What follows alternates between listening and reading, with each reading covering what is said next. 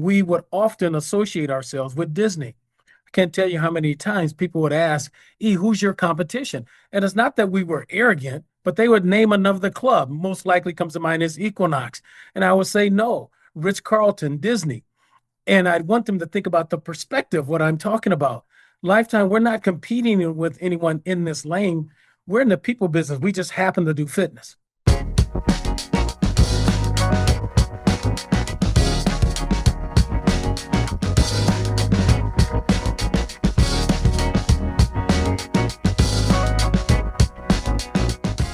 The HFA Pod is sponsored exclusively by Hapana. Hello, I'm Greta Wagner, Interim President and CEO of the Health and Fitness Association, and I'm excited to welcome you back to this month's episode of the HFA Pod. Today's guest has helped shape one of the fitness industry's most recognizable brands for more than 40 years. Efonda Sproles is Senior Vice President, Chief Scout, and Career Brand Ambassador at Lifetime, where he has been instrumental in building the company's culture from its earliest days to its nearly 198 plus locations and more than 52,000 team members today. Efonda, welcome to the HFA Pod.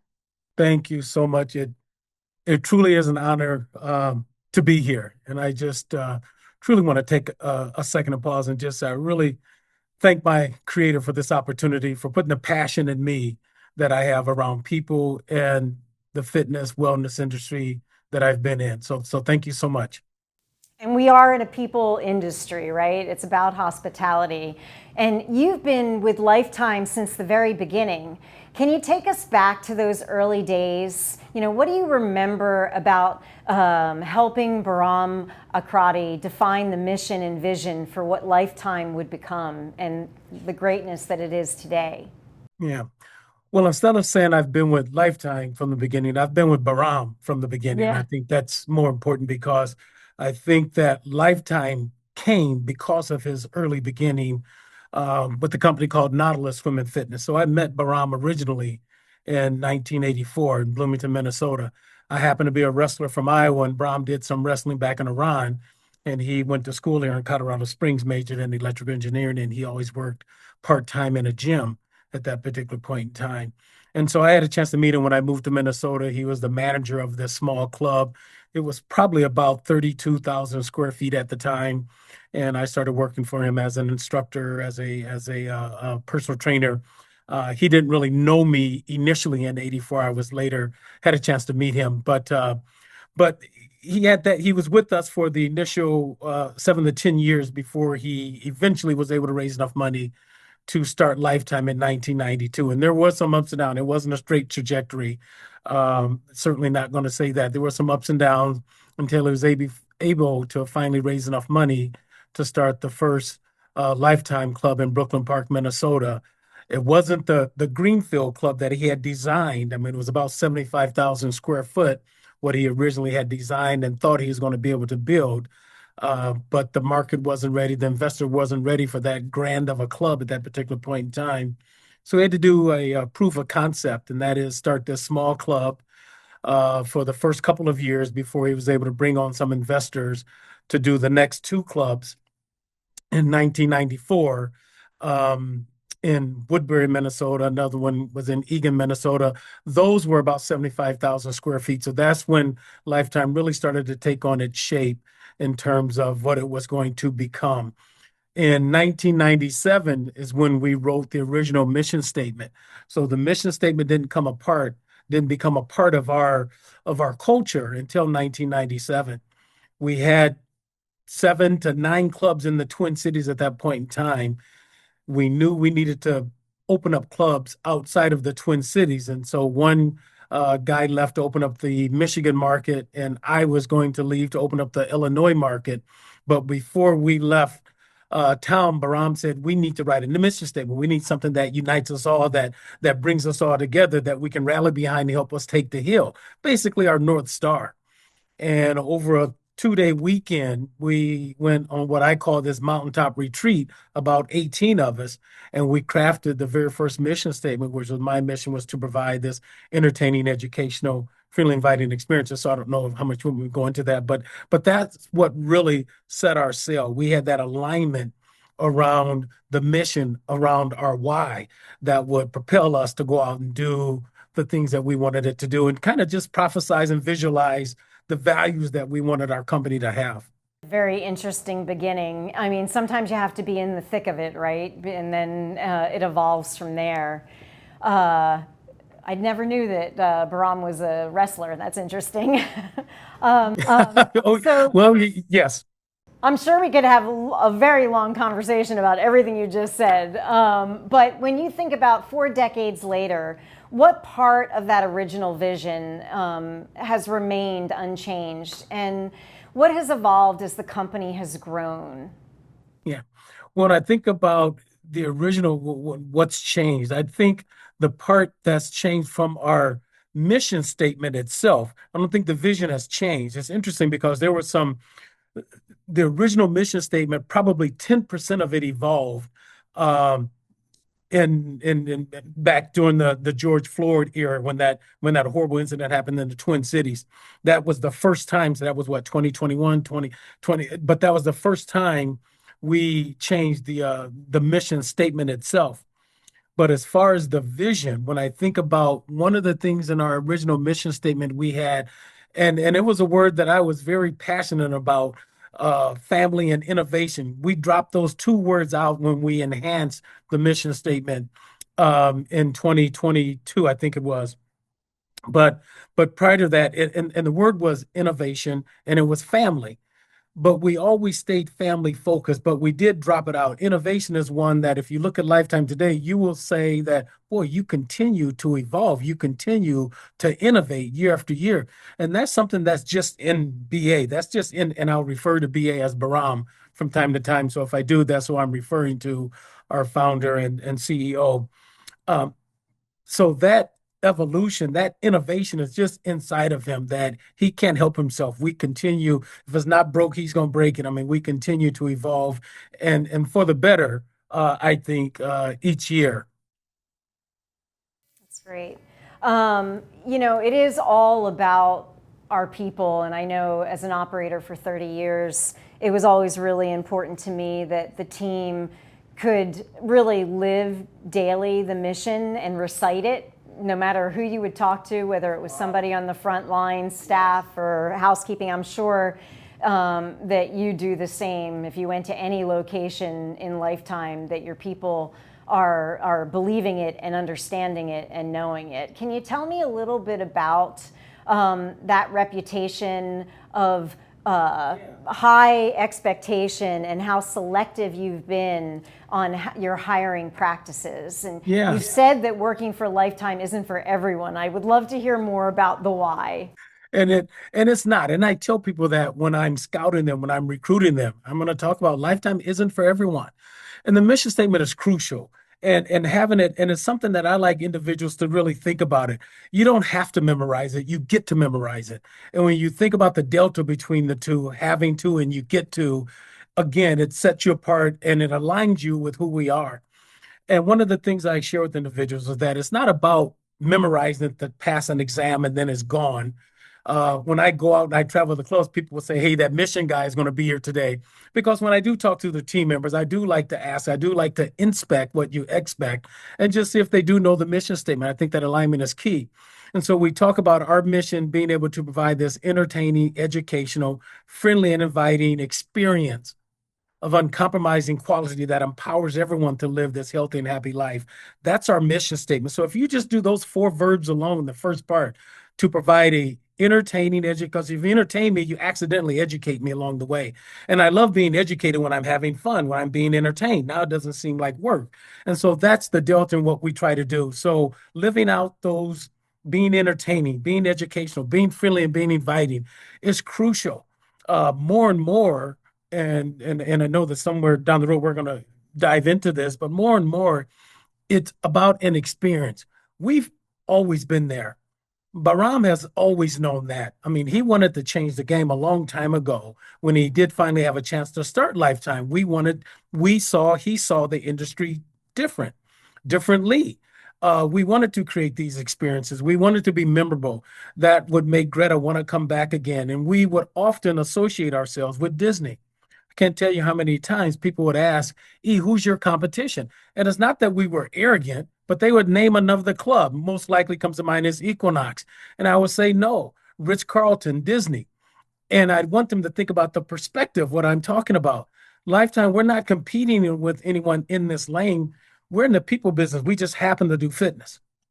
We're in the people business. We just happen to do fitness. And so what we want to do is create these memorable experiences like Disney. You can't stop talking about Disney when you go there.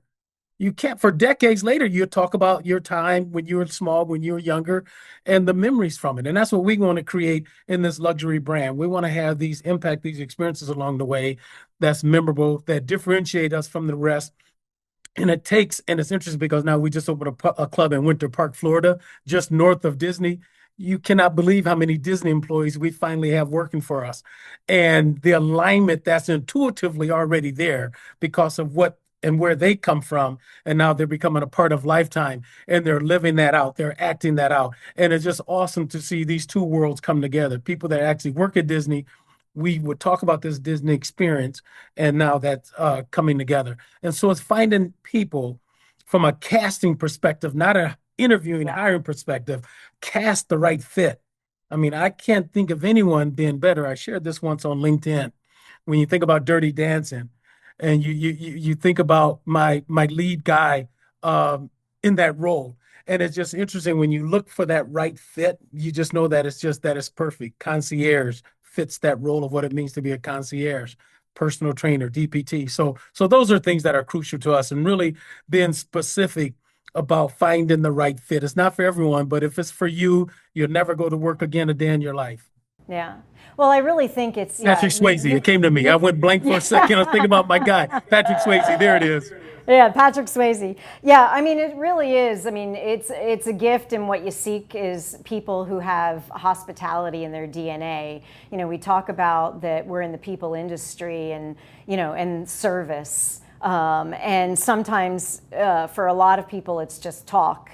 But when you can put it in action, and you have the people who really believe in it, it makes all the difference in the world. So I appreciate that. As Lifetime has expanded to the 195 plus clubs and more than 52,000 team members, and you're planning, as we speak, there's probably locations getting ready to open. I think you have another 30 locations in the queue. In the next 24 months, yes. In the next 24 months. So that's pretty incredible. So how do you preserve this culture? How do you do that as you scale and as you have scaled in the past? You're picky. You're maniacal. When you think about a pothole in the street, how does it happen? It starts with a crack. So if you don't fix that crack and you condone it, guess what happened? It grows into a pothole. And I'm from Minnesota, so we have a lot of potholes in our road because we've neglected a lot of cracks. But that being said, so you have to catch it. Culture is a verb. Culture is action. Culture isn't just sitting in a meeting. And so you want to be out living and demonstrating the culture you want. And you want to do it lovingly. I call it a velvet hammer. And so when you see someone doing something that's not quite the brand and you ask them about the mission statement, a part of our mission statement, was that inviting? Man, no, it wasn't. That's part of, yeah, it was. Yeah, okay, let's try to demonstrate again. But you're doing it in a loving way. And then when you see it done and executed right, correctly, you want to make sure that you praise that behavior so that they give you more of that. So I think that that's the big piece. And you can just see it across as you scale our company. We've got 9, 10 vice presidents that oversee these 198 plus beautiful destinations that we have. Some executed better than others. We're not perfect, but that's the opportunity, is that just like our mission statement, you never fulfill it. It's aspirational. You keep chasing it every day. You get an opportunity that you're blessed to wake up to meet that expectation. You want to chase your mission. And so I think that's the way we are with our clubs. We continue to be maniacal about the culture, not allowing that crack to seep and become a pothole, by saying, oh, it's okay if they didn't say hello to two members that came in. That's no big deal. That's only two members. Well, it's two today. Tomorrow it'll be six. Next week it'll be eight. Why? Because you condone that first one. So our CEO is maniacal about the detail. Can you, I don't want to put you on the spot, but could you give our audience an example of something that you do internally to ensure that consistency and to, make sure that people are delivering on that promise of exceptional service? What do those VPs do, or do your senior managers do? Yes, I think is inspecting what you expect. And so there's club visits that happens that the vice presidents do on all of their markets. They're in their clubs weekly, each of them. Before it gets to the vice presidents, they're lead generals. That's what individuals used to call general managers. We dropped that term about 5, 6 years ago. We call them lead generals. You lead from the front at Lifetime. They, again, inspect what they expect. So it's happening all the way down line. And it truly is. And then you have different calibrations that come along the way. You have your annual discussions that happens along the way. And those conversations come up in these calibration conversations, one-on-ones that you're having with your direct report and in the annual discussion that you're having. But more than anything is being boots on the ground, is leading from the front, being out there, reinforcing the behaviors. And our VPs, the regional vice presidents, as well as we have some area directors and lead generals. That's what we're all doing. We're all inspecting that as we're going from our different destinations. I do when I'm out in the field, and same as other SVPs that are from the corporate office, is really holding that standard. You have a lot of longevity in your senior leadership team, which is really impressive. Can you share a little bit? Does that go throughout the organization on every level? There's two personal trainers that still work for us today that I absolutely hired firsthand when I was in the field as a general manager or as an area director. One guy's name is Joe Angelina. I happen to be at his club today. He's part-time now. These guys are in their 70s now, 77 and 78. Oh, wow. I hired them 25 years ago. That's amazing. Now, they both have dropped down to part-time. One is Norm. Norm is in Chicago, Illinois, and Joe is here. I mean, come on, you can't make this up. So those personal trainers, I can't tell you how many peers that's sitting. The SVP, we've been together 41 years. She's SVP of HR. And I can go on with another 8 people in our corporate office structure that's got 30 years. And that gets rare. And that's, I mean, even our board members, some investors, they think that's unique. We've been so blessed, Greta, when you think about it, when individuals say, you know, what one thing can you say that really has made Lifetime great? And I just think having a consistent leader, you know how important that is. We've been so fortunate to have a consistent CEO that we haven't had to change because of new leaders coming in. They're trying to manipulate the stock or manipulate the business model. We chase the experience, the metrics will follow. Chase the experience, the metrics will come. There are times when it was opposite, when you're trying to chase the numbers and it doesn't feel good as a consumer because you feel that it's not about you. But if you chase that experience, you want to make sure the group fitness class is right. You want to make sure the PT is right. It's a world of difference. And all of a sudden, the people will come. The people will stay. I think that institutional knowledge is so incredibly important, and it really gives confidence both to the end user, the member, and also the internal staff. That's wonderful. So that commitment to purpose extends beyond your club through the Lifetime Foundation. So, you invest a lot in your people, but you also invest a lot in what you believe in, having people move and having people join your club and enjoy that wonderful experience. How does that philanthropic endeavor fit into the company's broader mission, and why has giving back remained such an important part of Lifetime culture? Again, that's our CEO. That's our why as a company. So Lifetime, that's our why. We do what we do so we can do that. When you think about it, we don't just want to be a taker in society. We have a very profitable business. I believe today we have a $9 billion market cap. We've been blessed. We give back. But that starts with Bahram. I can just think about when he first wanted to launch this Kids Foundation. We're into youth nutrition, youth movement, and a healthy planet. But it started with his kids when they started going to school. He started seeing what they were eating. Even our child care's changed when he started having a family. This is all we do and all we've done, Greta. It's just fitness. I majored in broadcasting. He majored in engineering. I thought I was going to be the next Brian Gumble. Didn't happen. This was my calling. And when I think about this, all we've done all day, every day, that it becomes a part that, hey, if my kid is going to be involved in it, I want it right. And so it started with Bahram and his kids starting to go to a school, not a private school, but a public school, and looking at the food that they're eating. Now, this guy was born in Iran, so you understand the culture and the food and how they eat, and from a Middle Eastern standpoint. And so the quality wasn't quite what he wanted it to be in the school system. And he could have had a big difference and made a big difference in one school by his home where he lives. But for him, it was bigger than that. He started thinking, well, if my kid is in, I want to make sure that lots of kids have opportunity to great food. So it started with our Lifetime Kids Foundation first and foremost in kicking that off. So now we change and we influence the lunch programs through across hundreds of thousands of schools across the country. And so that foundational, that giving, that's a part of his heart on what he does personally, and then what he wanted our company to do from an organizational standpoint. I can tell you this in our from an executive standpoint, we have beautiful twin towers here in Minnesota. And of course, being in Minnesota, it gets colder during the wintertime. So there's underground parking that in most companies, a lot of executives have underground parking. Well, for us, well, Brom flipped the script and made it available to anyone. So we pay X amount of dollars a month if you want to be in the underground parking, and 100% of those dollars go to the foundation that we take in each month. So that's another way of giving to the foundation by having a secure parking spot and giving back that way. And so those are things that have just come about that I think make us cognizant and aware of how blessed we are, and at the same time, the cause that this is for. Yeah. Well, I was so thoroughly impressed when I saw that you had 11,000 schools and hundreds of thousands of children that you're affecting with nutrition, because, I mean, we all know that that is a huge element of wellness and good health and starting them out young. So hats off to you. I think it's just incredibly impressive and meaningful. And I hope that more operators follow your lead on that one. Well, you know what else it accidentally ended up doing, Greta?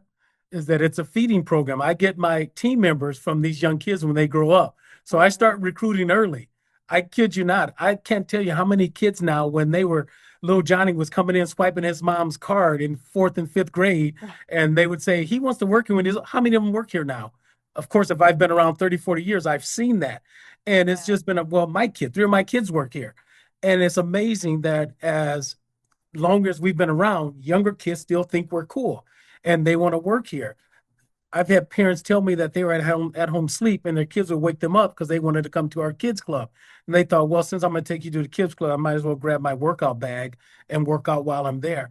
It really becomes a way of life, whether we get introduced to them through our nonprofits. Some of them may not be able to afford to be a part of Lifetime, but they're familiar with our brand, or they're a young kid and they're coming in experiencing the Kids Academy, where you're not sitting down watching TV, you're active in there, and you just develop that active lifestyle. As you get older, it just becomes a way of life for you, and then you want to work here.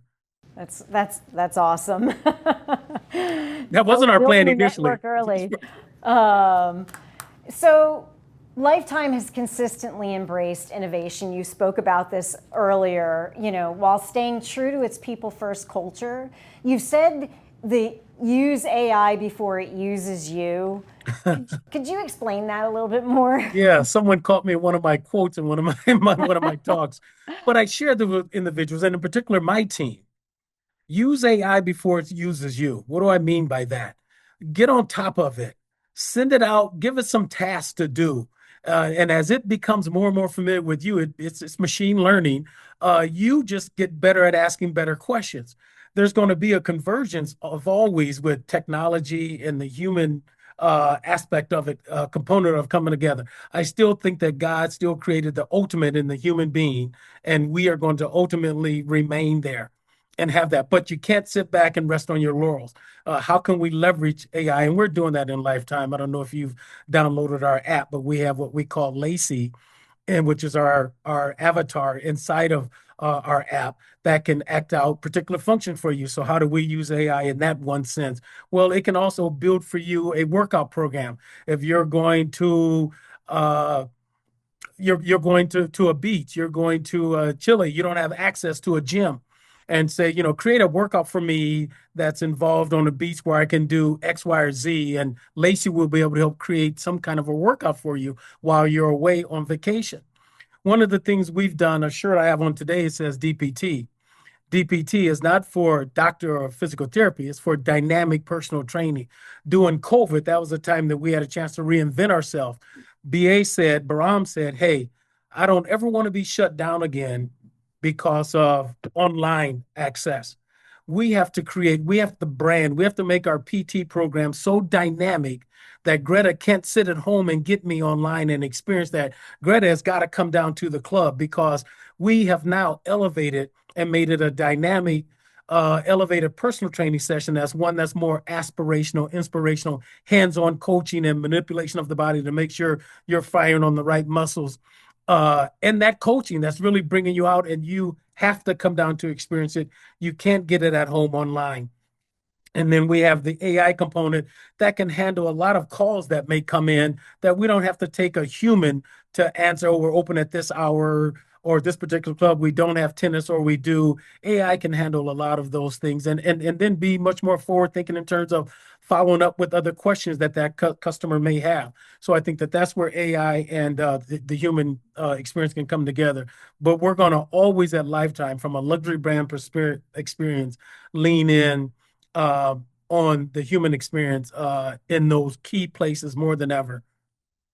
Yeah, I agree. I think that they can live together equally, but the human touch is always going to trump it. We talk about that we're all about hospitality, and we need to make sure that our frontline teams are, and all the way through to executive level, are knowledgeable and understand what the mission is and what we're supposed to be doing day in and day out.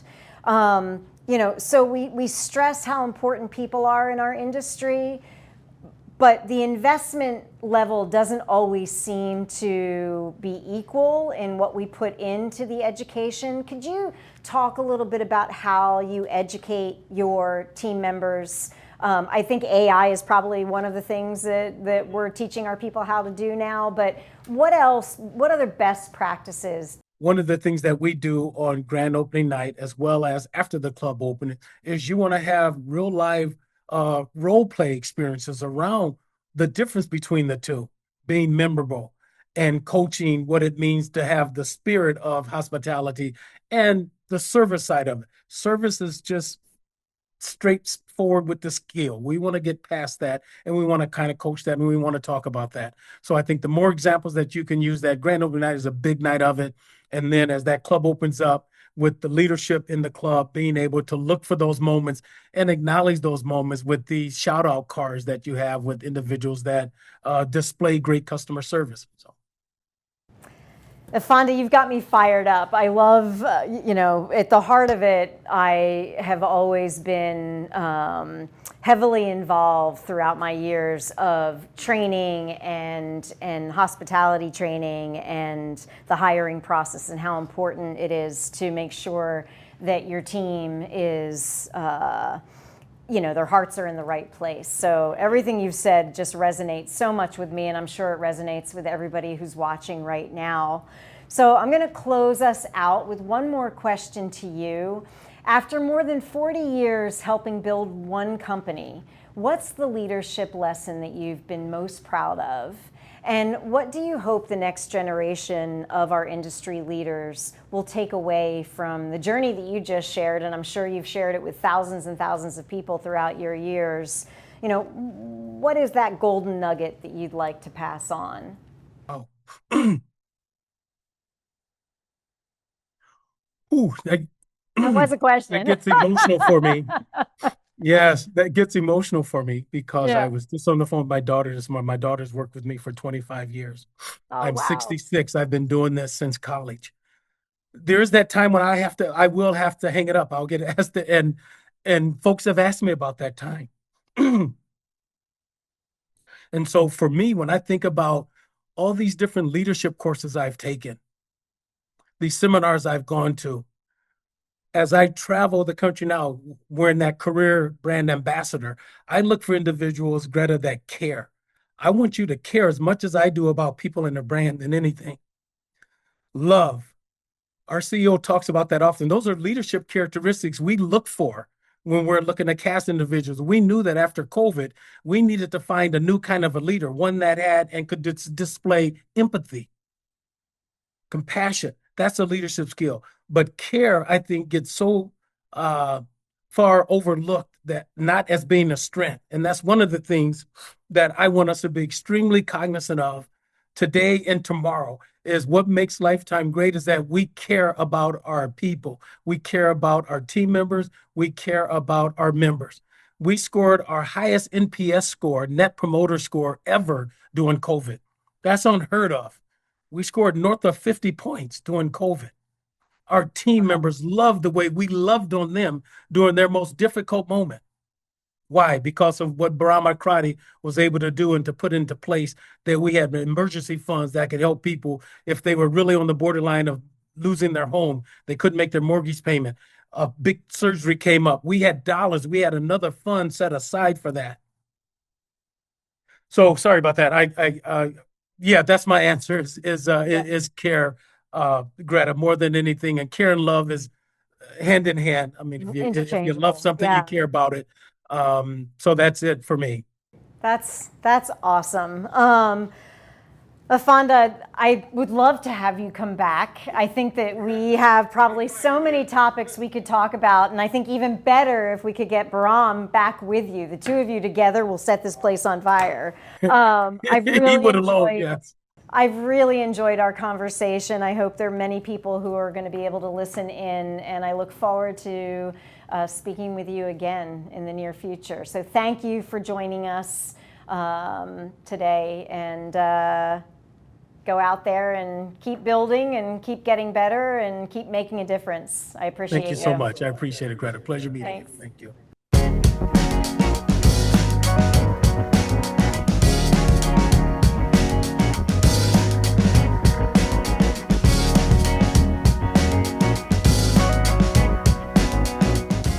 The HFA Pod is sponsored exclusively by Hapana,